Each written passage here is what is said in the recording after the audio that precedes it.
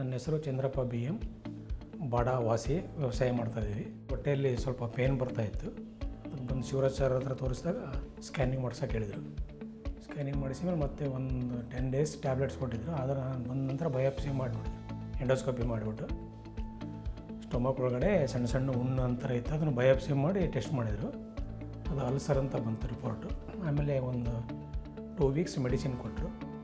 Afterwards follow up ಮಾಡ್ಕೊತ ಬಂದೀನಿ. Now I am feeling well. Repeated gastritis ಆಗೋದು usually ಐದರ್ ಇರೋಷನ್ಸ್ ಇರ್ಬೋದು ಅಥವಾ ಒಳಗಡೆ ಏನಾದರೂ ಅಲ್ಸರ್ಸಿಂದ ಆಗಿರ್ಬೋದು.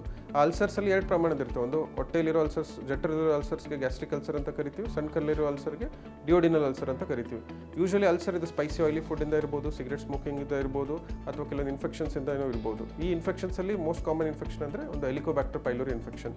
ಈ ಪೇಷಂಟ್ಗೆ ಒಳಗಡೆ ಟೆಸ್ಟ್ ಮಾಡಿ ನೋಡಿದಾಗ ಒಳಗಡೆ ಸಣ್ಣ ಸಣ್ಣ ಅಲ್ಸರ್ಸ್ ಇದ್ವು. ಆ ಅಲ್ಸರ್ಸ್ನ ಟೆಸ್ಟ್ ಮಾಡಿಬಿಟ್ಟು ನಾವು ರ್ಯಾಪಿಡ್ ಯೂರಿಯಸ್ ಟೆಸ್ಟ್ ಅಂತ ಮಾಡ್ತೀವಿ ಎಂಡೋಸ್ಕೋಪಿ ಮುಖಾಂತರ. ಆ ಟೆಸ್ಟ್ ಕಿಟ್ಟಲ್ಲಿ ಮಾಡಿದಾಗ ಅದು ಪಾಸಿಟಿವ್ ಅಂತ ತೋರಿಸ್ತು. ಸೊ ಅದು H pylori treatment 2 weeks course ಕೊಟ್ಟಿದ್ವಿ. ಅದು ಕೋರ್ಸ್ ಕೊಟ್ಟ ಮೇಲೆ ಪೇಷಂಟ್ ಕಂಪ್ಲೀಟ್ಲಿ ಸಿಂಪ್ಟಮ್ ರಿಲೀಫ್ ಸಿಕ್ತು. ಫ್ರೀಕ್ವೆಂಟ್ಲಿ 6 ಮಂತ್ಸ್ ಒನ್ಸ್ ಬಂದು ಫಾಲೋ ಅಪ್ ಮಾಡ್ಕೊತಿದ್ದೀನಿ. ನಾವು ಯಾವ ಪ್ರಾಬ್ಲಮ್ ಇಲ್ಲ ಸರ್.